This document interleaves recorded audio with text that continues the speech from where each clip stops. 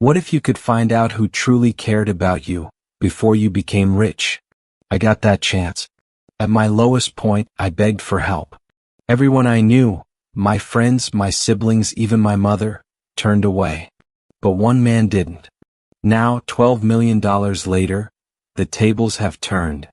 If you've ever wanted to see karma at its absolute finest, make sure you hit that like button and subscribe. This isn't just about money, it's about loyalty, betrayal, and the sweetest payback I've ever served in my life. I was 10 years old when my father gave me the strangest gift I'd ever received. A lottery ticket that wouldn't mean a thing for decades. It was a Saturday afternoon in late autumn, the kind of day when the air felt heavy with the scent of wet leaves and chimney smoke. Our small town had only one main street, a strip of cracked asphalt that connected the gas station, the post office, and a handful of shops that always seemed to be either closing down or just barely hanging on.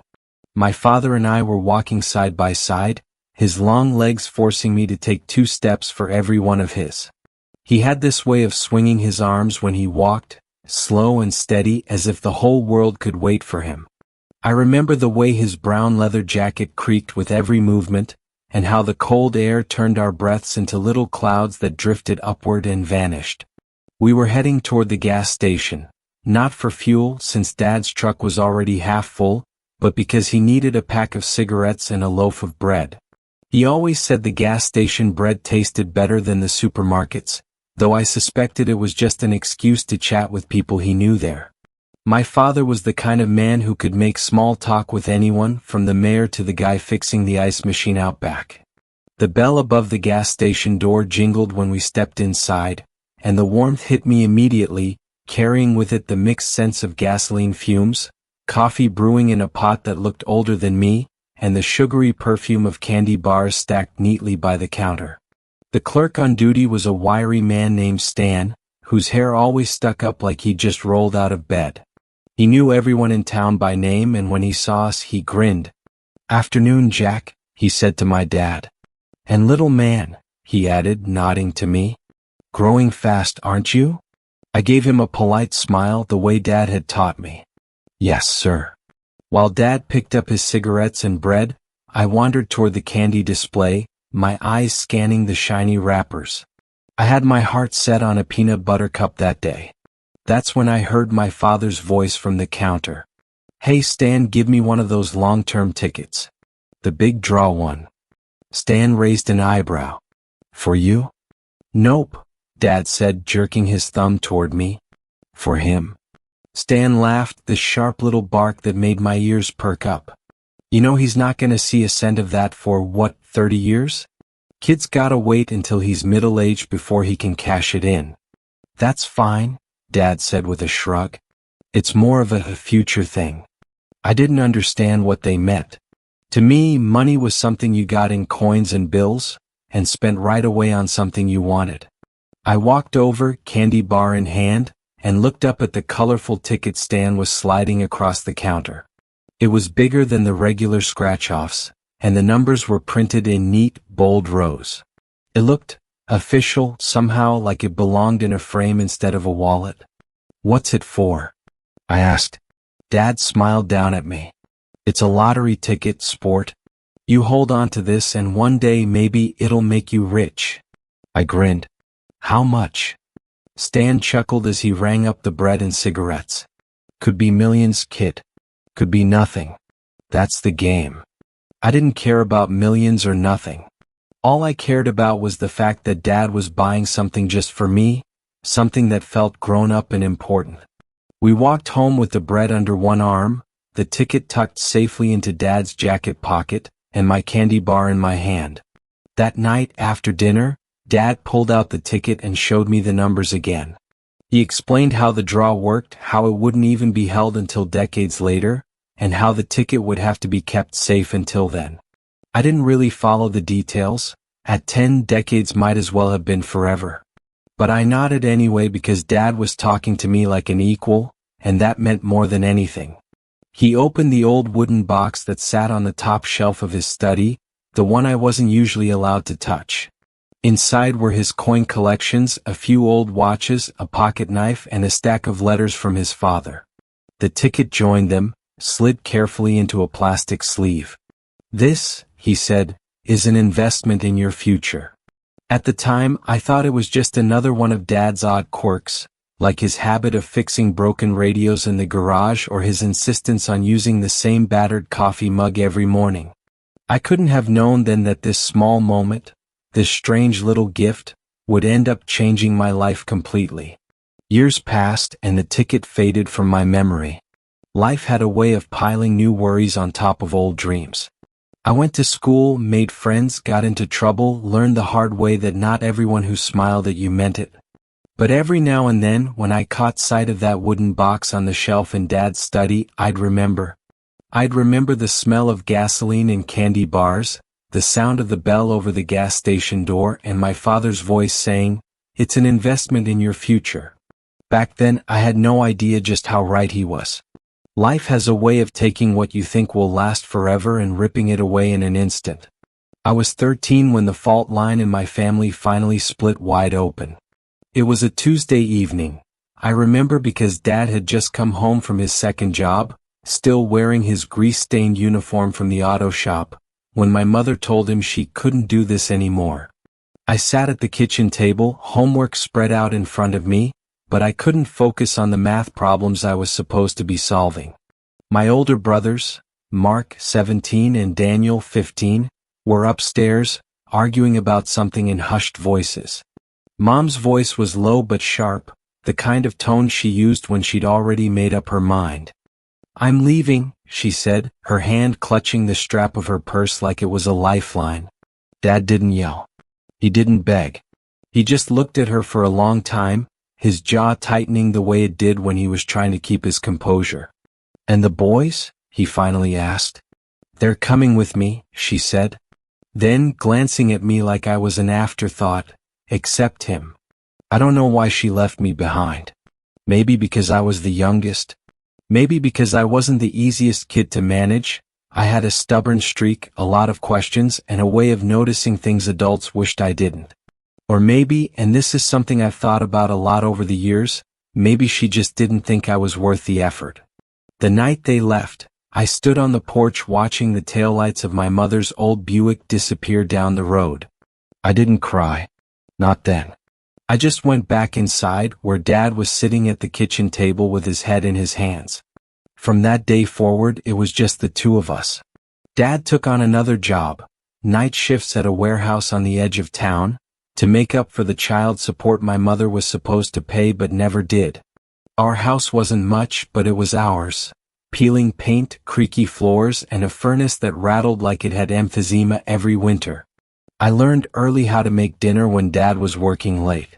I learned how to fix a leaky faucet, how to patch a tire, and how to stretch $20 at the grocery store until it screamed.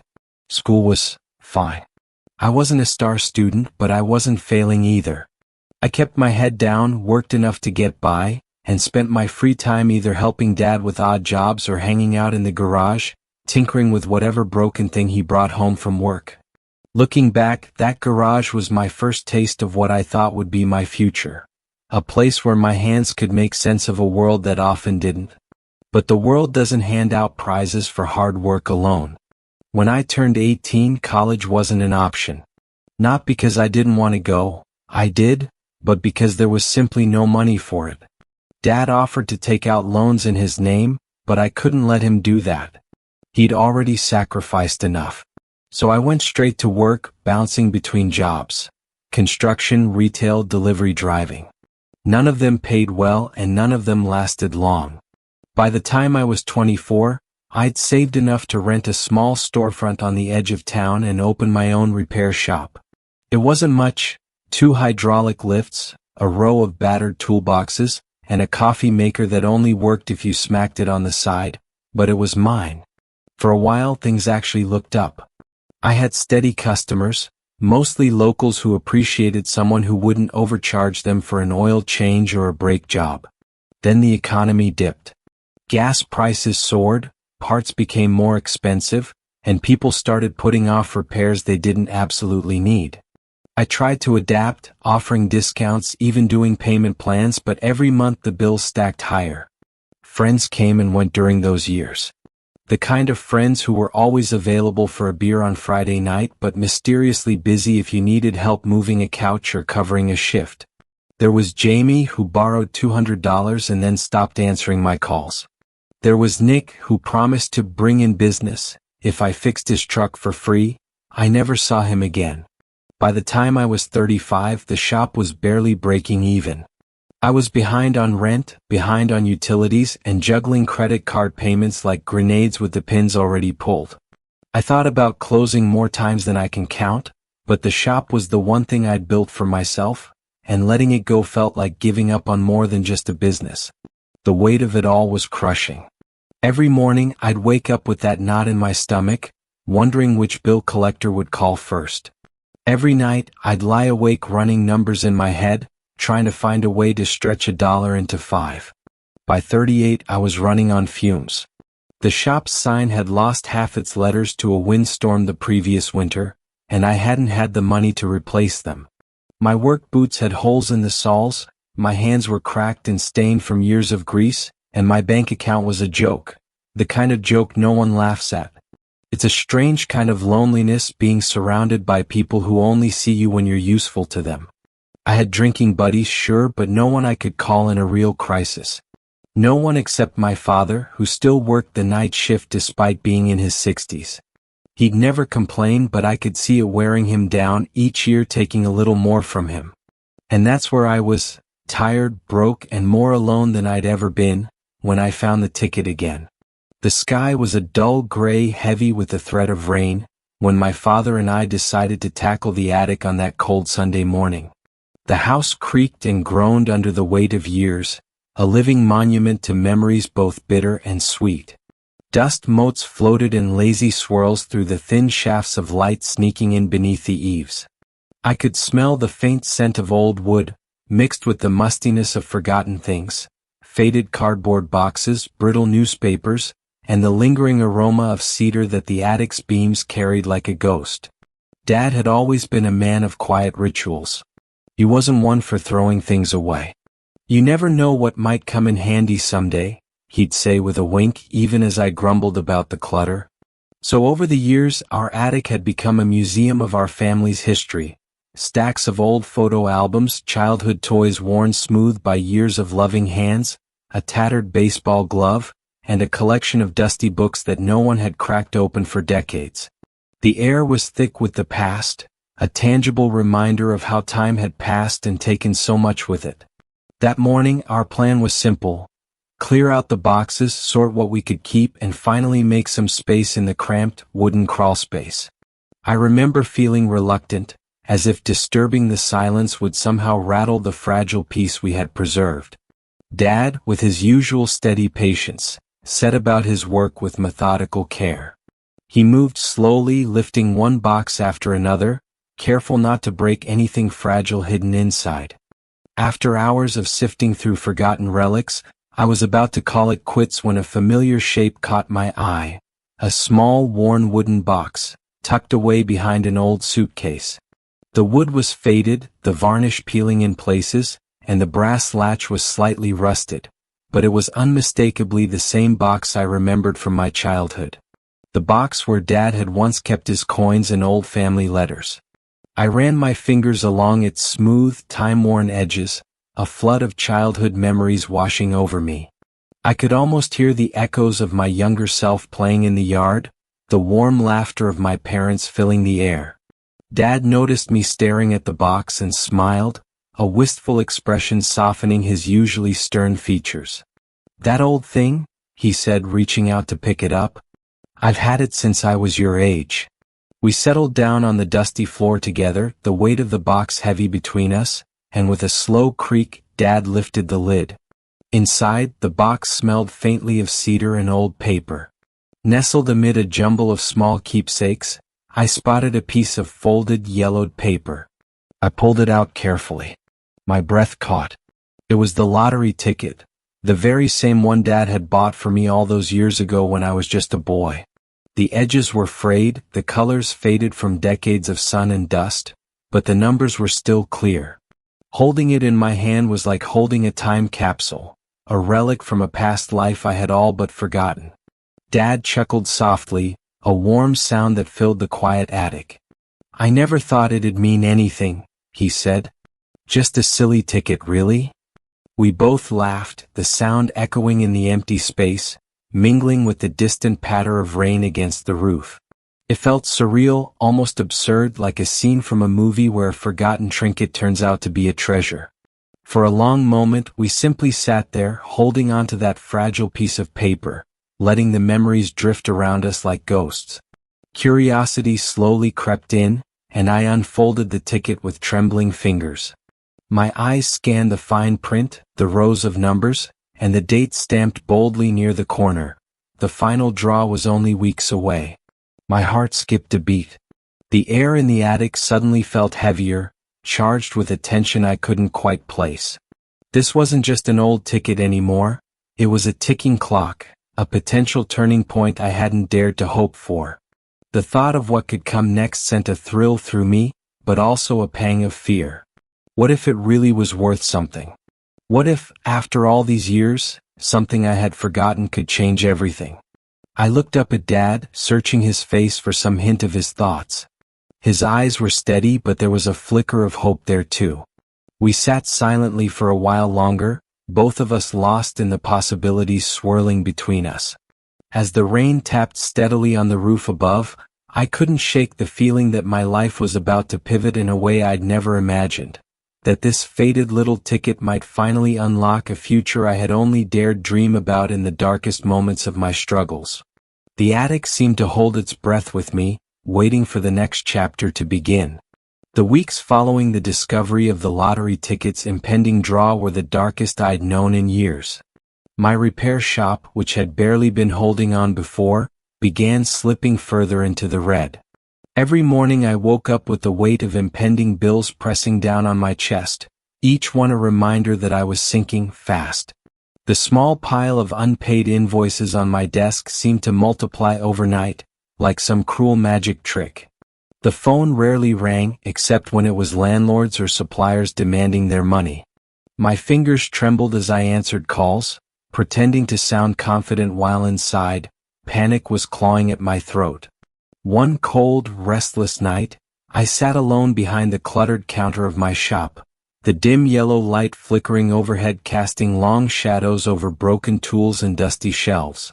Rain pounded against the glass window, the rhythm matching the frantic beating of my heart.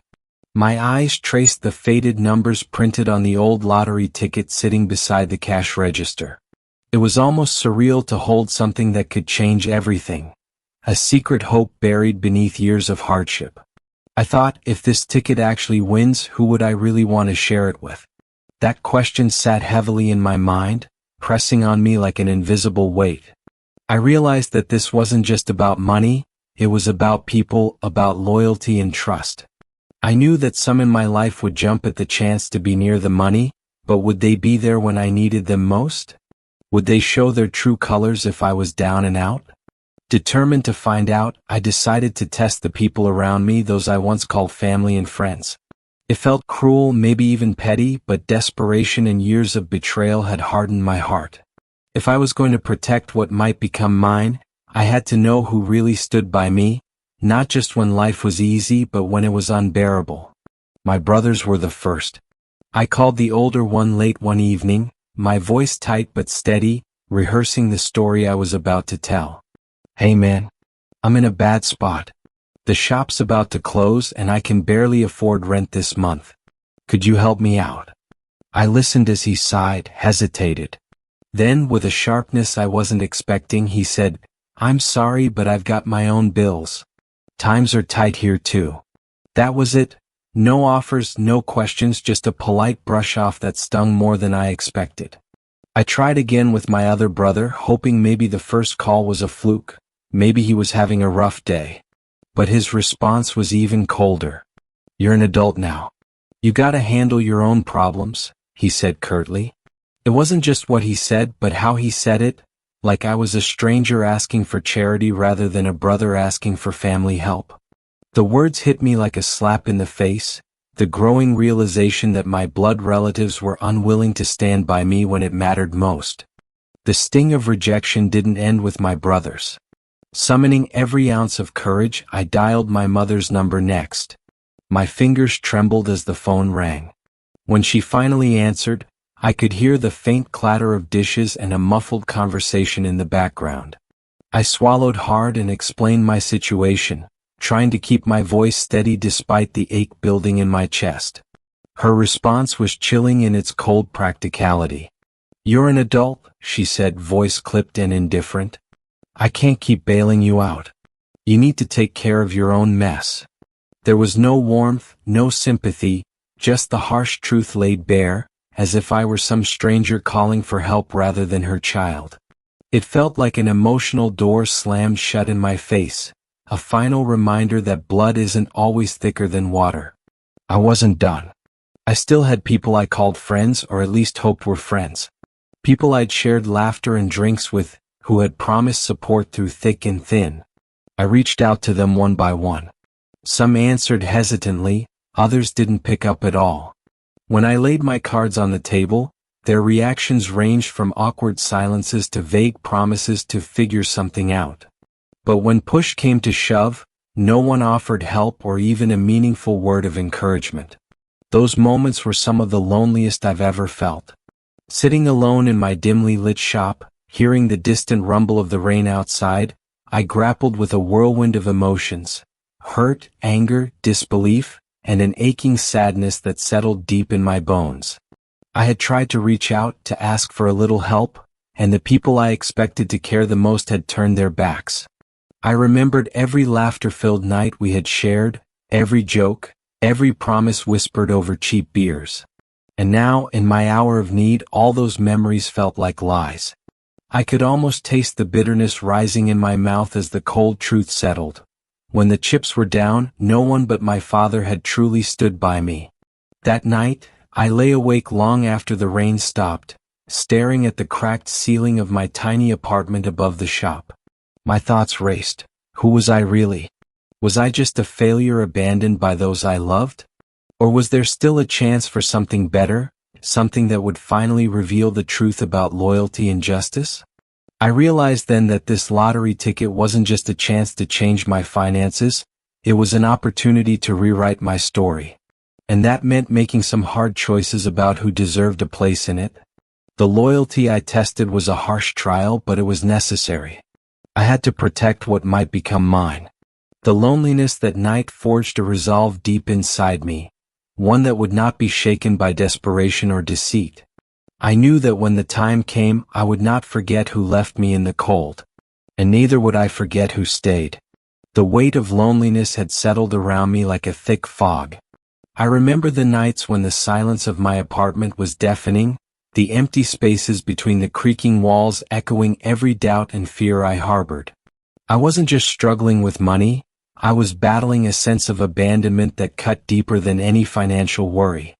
I had reached out to people I thought I could count on, but with every phone call, every text, every message sent in hope, I was met with cold indifference or polite avoidance. It was as if my crises were invisible, a secret shame that others chose to ignore rather than confront. I recall the sting of my brother's dismissive replies the most vividly. They had been my blood, my family, and yet when I told them I was barely scraping by, they shrugged me off with excuses about their own responsibilities. "I can't help right now," one said, his voice carefully neutral. "Maybe later," another promised, but that later never came. Their reluctance was palpable. The once strong bond had frayed beyond recognition. Their unwillingness to step up made me question everything I thought I knew about family. Was it always this conditional? My mother's rejection was a cold blow that left me numb. I remember her voice on the phone, clipped and distant, as if she were speaking about a stranger. "You're an adult now," she said. "You need to handle your own problems." The years since she left had built a wall of silence between us, and now that wall felt impenetrable. I wanted to scream, to demand she remember the child who once trusted her without question, but all I could do was swallow the pain and quietly end the call. Friends, too, who had once laughed at my jokes and shared meals with me, suddenly disappeared. When I told them about my struggles, their eyes darted away, conversations shortened, and plans were rescheduled indefinitely. It was as though my hardships were contagious, something to avoid. I felt like a ghost drifting through familiar faces, unseen and unheard. Amid this desolation, there was one person who never hesitated. My father. The man who had raised me through every hardship, who had carried me on his back when I was too weak to stand on my own. His loyalty was unwavering, a steady flame in a world gone dark. I can still see the moment clearly. It was late afternoon, the sun dipping low and casting long shadows through the living room windows. I sat on the worn-out couch, my head bowed in exhaustion and defeat. My father entered, a quiet presence, his eyes filled with concern but no judgment. Without a word, he sat beside me and reached into his pocket. The soft rustle of leather was the only sound in the room as he pulled out his wallet. He counted out what he could spare, not much but enough to keep the immediate worries at bay. I looked up at him, surprise mingling with gratitude. He didn't lecture me about responsibility or mistakes. He didn't ask for explanations or promises. Instead, with a steady voice, he said, "We'll figure this out together." Those words carried more weight than the money itself. They were a lifeline thrown into a stormy sea, a promise that I was not alone, no matter how bleak things seemed. In that moment, I felt a flicker of hope that had been all but extinguished. I realized that this wasn't about the cash, it was about the unwavering bond that had survived every trial and heartbreak. That evening, as I sat alone reflecting, I understood something profound. If this lottery ticket turned out to be more than a childhood whimsy, if it became a key to a new life, it would not be a shared fortune distributed to everyone who had ever crossed my path. It would be a reward for the one person who had stood steadfast when others had turned away. This revelation settled deep in my bones. It transformed the way I saw everything, my family, my friends, my future. The lottery was no longer just a ticket, it was a test of loyalty, a mirror held up to the faces of those who claimed to care. And only one face reflected true loyalty, my father's. Over the next days, the small amount he had given me became a symbol of something much larger. It was a testament to love that endures, beyond failures and disappointments, beyond financial hardship and broken dreams. His faith in me, unshaken by circumstance, became the anchor I desperately needed. I began to notice all the little things, the way he never complained about long hours at work, the way he still prepared my favorite meal on Fridays even when he was exhausted, the way he smiled quietly when I told him my plans, no matter how uncertain they were.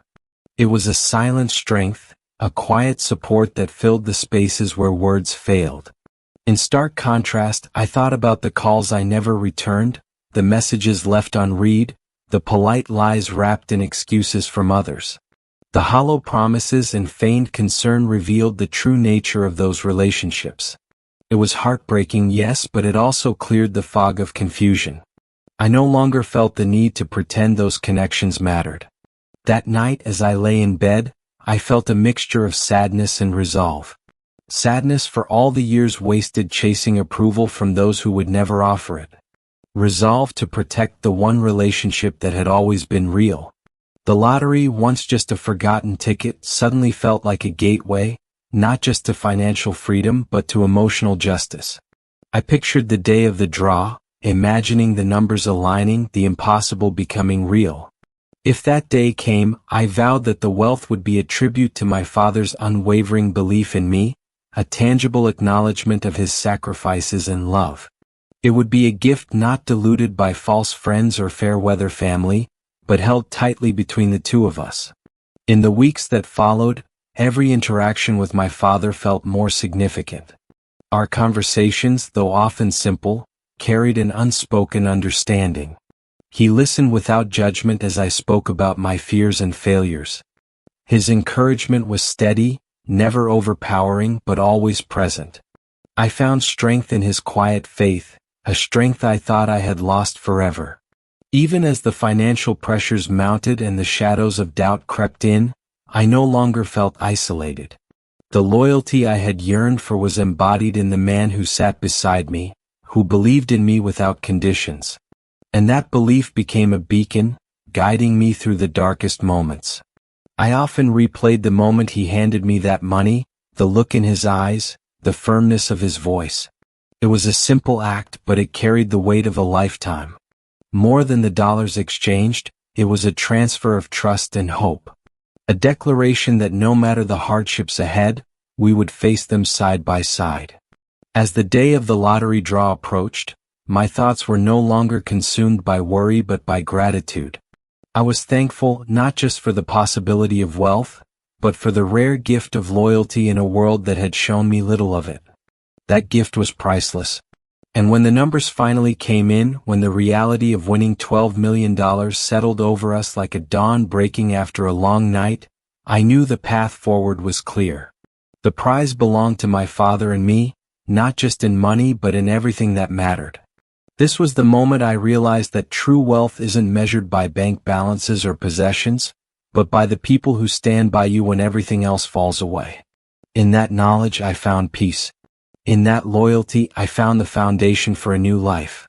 The day of the draw arrived like a quiet storm, subtle but unavoidable, the kind that creeps under your skin and refuses to let go.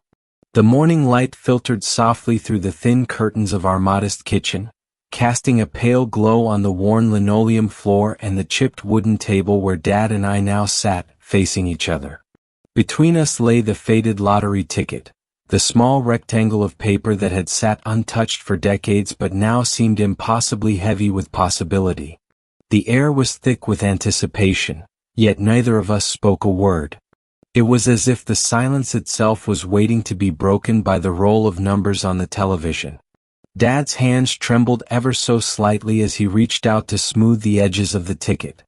I noticed the lines on his face deepening as the early morning sunlight hit his skin, highlighting years of worry, sacrifice, and hard labor. This moment, though shrouded in quiet tension, was also a testament to every hardship we had endured. It was as if every ache, every lonely night, and every moment of doubt had led us here, to this fragile slice of time. The TV flickered on with the morning news, and soon after, the lottery draw began. The studio was bright and cheerful, a stark contrast to the turmoil simmering inside me. The announcer's voice was crisp and upbeat, but I barely heard the words. My eyes were locked on the screen, on the spinning balls, the flashing digits, each number carrying the weight of 1,000 dreams, and the potential to change everything. The first number was called out, a simple 7. I glanced down at the ticket. There it was, bold and clear. A perfect match. My breath caught unexpectedly and my heart skipped a beat. The world seemed to narrow, every other sound and sight fading into a blur. Dad's eyes met mine for a fleeting moment, wide and searching as if asking, "Is this real?" The second number was drawn and then the third. Each time, my pulse raced faster, the disbelief mingling with a cautious hope. When the fourth number appeared, I felt a strange calm settle over me, like the eye of a storm. The odds were already astronomically against me, yet here we were, the impossible unfolding before my very eyes. My hands, resting on the table, clenched tightly, knuckles whitening as the tension built. I felt the pulse in my veins quicken, the familiar surge of adrenaline mixed with a strange cocktail of fear and exhilaration. Was this just a cruel trick? A mirage crafted by desperation? Or was fate truly offering us a second chance? Then the fifth and sixth numbers rolled in, matching the ticket perfectly, one after the other. The room seemed to hold its breath. Time slowed. My mind raced but was oddly silent, caught in a strange limbo between shock and a dawning realization. We had done it. We had won. $12 million. Dad's face broke into a mixture of disbelief and awe. Tears began to well up in his eyes, blurring the sharp lines that life had etched on his face. For a moment, he looked not like the man who had carried our family through decades of hardship, but like a child stunned by the sheer magic of possibility. I watched him silently, unable to summon the words to capture the enormity of what had just happened. There was no scream, no whoop of joy, just a quiet, profound stillness that spoke louder than any shout. In that moment, I realized that winning wasn't just about the money. It was about everything the money represented: freedom, justice, validation. It was about proving to myself that after all the years of struggle and rejection, I was still standing, still worthy, still alive.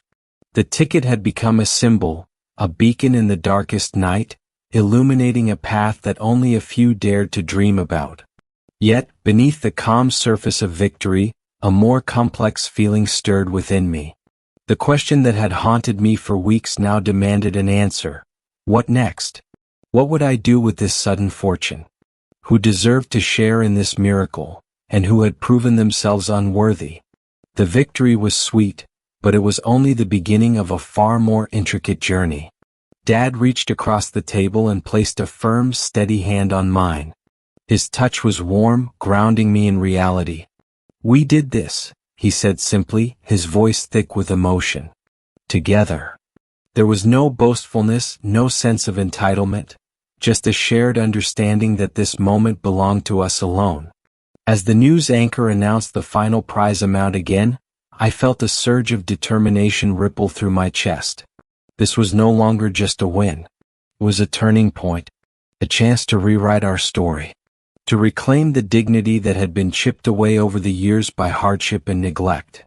I knew then, with a certainty that settled deep into my bones, exactly what needed to happen next. But before that, there was still the quiet, heavy task of absorbing the reality of what we'd just been given. I looked around the kitchen at the humble surroundings, the scratched table, the faded wallpaper, the chipped paint on the window frame, and realized that while the money might change our circumstances, it couldn't erase the memories or the scars. This prize was a key, not a cure. It was a promise that life could be different, but it wouldn't be easy. For a long moment, Dad and I sat there, hands intertwined, letting the gravity of the moment settle over us. Outside, the rain began to fall softly, pattering against the window pane like a gentle reminder that even in the midst of storms, there could be quiet moments of peace. In the days that followed, I would wrestle with the implications of this win. I thought about those who had turned their backs on me in my darkest hours.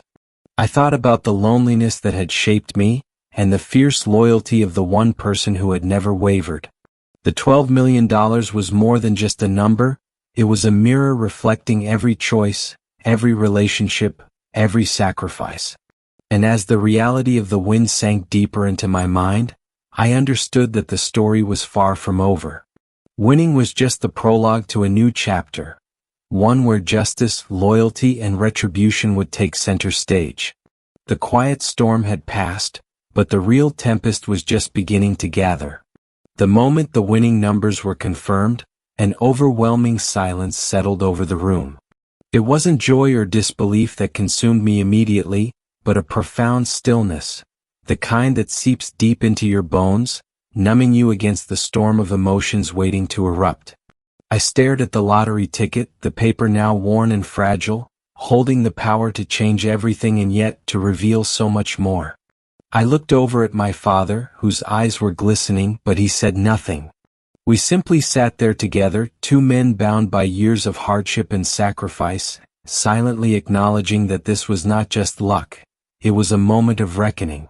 I knew that from this point onward, everything would change. But I also knew who I wanted to change with. I didn't want the loud celebrations or empty congratulations from those who had turned away when I was down. I wanted quiet, steadfast loyalty. I wanted the man who had weathered every storm beside me, who never once doubted or demanded anything beyond his own hard work. My father. So I made a decision, one I kept guarded fiercely. I told no one. Not my brothers who had abandoned me in my darkest days, not my mother who walked away without a backward glance, and certainly not the friends who had vanished the moment trouble came knocking. I locked the secret away like the precious ticket had been locked in that dusty box all those years ago. Meeting with a lawyer was the first step. I walked into that office carrying more than just a ticket. I carried years of frustration, quiet anger, and a burning desire to right the scales of justice in my own way. The lawyer was a stranger, professional and detached, but even he seemed to sense the weight of what was about to happen. We discussed the transfer, the legal precautions, the best way to protect the money from unwanted claims or future greed. Every step was meticulous, deliberate. This wasn't just about winning money, this was about making sure the win belonged where it was truly earned.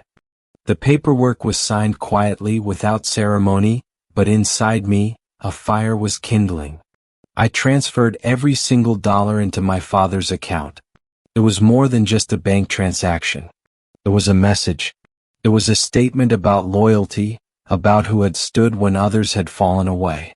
It was my way of saying thank you, and also my way of ensuring no one else could come crawling back to claim a share of what we had rightfully earned. 4 days afterward, the weight of secrecy pressed on me. The world outside continued its usual rhythm, unaware of the life-altering event that had just taken place. But inside, a private celebration began to unfold. My father and I, finally free from the chains of financial worry, began to dream of places we had only seen in magazines or on old travel shows. Paris with its timeless elegance, Tokyo with its dazzling neon lights and vibrant culture, the Maldives' endless turquoise waters and pristine sands. These weren't just vacations, they were our victory laps. Every city we visited, every meal shared under foreign skies, was a quiet tribute to endurance, to the bond forged in hardship. Meanwhile, the outside world began to notice the shift. Rumors started to swirl, whispers of a big win in a small, overlooked corner of the city. The phones began to ring. At first, it was subtle. Messages from acquaintances, unexpected visits from distant relatives. Then, the calls became relentless, a tide of voices all hoping to claim a piece of the newfound fortune. I let the phone ring again and again, sending every call to voicemail without a word. My father understood without question. We had built our sanctuary and nothing could breach it. The calls weren't just from strangers or distant family. Some came from those I had once trusted, people who had shared laughs, secrets, even late-night drinks, but had abandoned me when I was at my weakest. Their voices now carried a different tone, pleading, hopeful, even angry. They didn't recognize the man on the other end of the line anymore, the man who no longer needed their approval or their hollow promises. I was no longer the struggling repairman. I was the man who had been vindicated, who had won not just money but respect, and I wasn't interested in sharing it with those who had shown none to me. Through it all, the bond between my father and me grew stronger. Traveling the world wasn't just about luxury or escape. It was about reclaiming the years lost to struggle and betrayal. Every sunset we watched, every monument we stood before, reminded me of how far we'd come. The pain of rejection faded beneath the joy of triumph. I realized that sometimes, the sweetest revenge isn't loud or dramatic. It's quiet, deliberate, and lived every day in freedom from those who tried to hold you down. The story of our win, the secret kept and the loyalty rewarded, became a beacon to me. It wasn't about showing off or making enemies. It was about honoring the one person who had never given up, and living a life that spoke louder than any words or accusations. That $12 million was more than money, it was the proof that true loyalty never goes unnoticed, and that sometimes, the best revenge is simply living well on your own terms. The moment the news broke about the lottery win, my world shifted in ways I had never expected. What surprised me the most wasn't the money itself, it was the sudden flood of attention from the people who had once turned their backs on me in my darkest hour. I watched in silence as my phone screen lit up endlessly, each new message and call a painful reminder of the past and of how quickly things change when you hold the keys to fortune. It was as if a switch had been flipped inside everyone I thought I knew, turning them from indifferent strangers into desperate seekers of connection. My brothers, who hadn't spared a single thought or dollar when I was struggling to keep a roof over my head, suddenly became the world's most concerned siblings. Their messages dripped with contrition and guilt, long paragraphs filled with carefully chosen words meant to soothe a conscience I wasn't even sure they felt. "I'm sorry for not being there," they wrote. "I didn't realize how hard things were for you." But the truth was clear. Their absence during my time of need spoke louder than their newfound apologies. It was too little too late. I read their texts over and over, not out of forgiveness but as a grim reminder of the pain they had caused, the loneliness I had endured. Their sudden eagerness to reconnect was a bitter pill, one I swallowed quietly while the memories of rejection burned in my chest. Then there was my mother. Her phone calls came in waves. At first I didn't answer. But eventually, curiosity and the human need for closure led me to pick up. Her voice was soft, almost pleading, as if nothing had ever happened between us. "I've been thinking about you," she said. "I just want us to move forward." Years of silence and absence could not be wiped away with a few sweet words. I could hear the practiced tone of someone skilled at masking true intentions, and I knew this wasn't about mending our fractured relationship. It was about the money, about riding the wave of my success. I kept my responses short, polite but distant, a barrier carefully constructed to protect the life I was building far away from her influence. My so-called friends were the most frustrating. People I hadn't spoken to in years suddenly resurfaced, eager to catch up and celebrate together.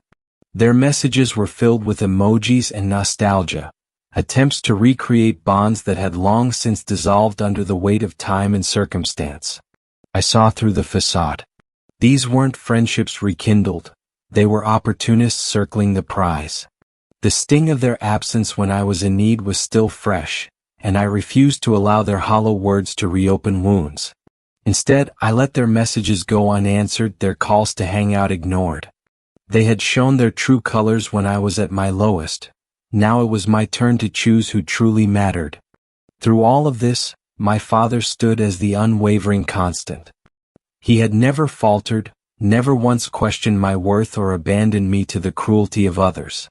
His support wasn't conditional or transactional, it was rooted in love, loyalty, and years of silent sacrifices. When we finally began our travels around the world, I saw the joy in his eyes, a light I hadn't witnessed in a long time. Every sunset we watched, every new city we explored, was a testament to the bond that had carried us through hardship and triumph alike. Our adventures were not just vacations. They were celebrations of survival, trust, and the quiet power of standing by someone when the world turns away. As I sit here now, looking out at the horizon from a beach in Bali, the lessons I learned during this journey are crystal clear. Money can open doors, yes, but it also exposes what truly lies within people's hearts. The real treasure isn't in the zeros of a bank account, it's in the relationships that withstand the test of time and trial. My story isn't just about winning a lottery, it's about understanding the value of loyalty and the strength to let go of those who don't deserve a place in your life. Sometimes, the sweetest revenge isn't in retaliation. It's in choosing yourself and refusing to be pulled back into toxic ties. I think often about those who abandoned me when I needed them most, and though part of me wishes they had been different, I'm grateful for their absence because it taught me to recognize true support when it finally arrived. Now, every time I travel to a new place or watch the sun dip below the ocean, I remind myself that freedom feels like this: unburdened, surrounded by love, and far from the chains of betrayal. It's a powerful feeling, one that no amount of money could buy. It's a feeling that, for me, makes every hardship worthwhile and every scar a symbol of strength. Living this life has been my way of reclaiming my story. I didn't need to prove anything to those who doubted me or cast me aside. Instead, I chose to live well, to savor the moments with my father, and to build a future free from the weight of past disappointments. The lesson they'll never forget isn't the size of the jackpot or the fancy trips. It's that when you abandon someone in their darkest hour, you lose them forever. And sometimes, losing you is the greatest gift they could ever give themselves. The news of our win spread faster than I expected. My brothers were the first to reach out. Their texts were filled with fake warmth and clumsy small talk, as if years of neglect and selfishness could be swept away with a, "Hey bro, how have you been?" My mother called next, her voice dripping with a sweetness I hadn't heard since I was a child, pretending that she had always been there for me. Old friends started popping up too, The same ones who couldn't spare a few bucks for rent now suddenly had business ideas they thought I'd be interested in. Looking back, the 12 million wasn't the real prize. The real win was the clarity it gave me. Money just revealed what had always been there, who truly cared and who was just waiting for a chance to take. In the end, my father and I didn't just share a fortune. We shared freedom. And no amount of fake apologies could ever buy a ticket back into our lives. If this story gave you chills, hit that like button and tell me in the comments, what's the most satisfying act of justice you've ever seen? Was it big like this or something small that meant the world? And if you love hearing stories where karma delivers exactly what's deserved, make sure you subscribe because there are plenty more where this came from. Trust me, you won't want to miss the next one.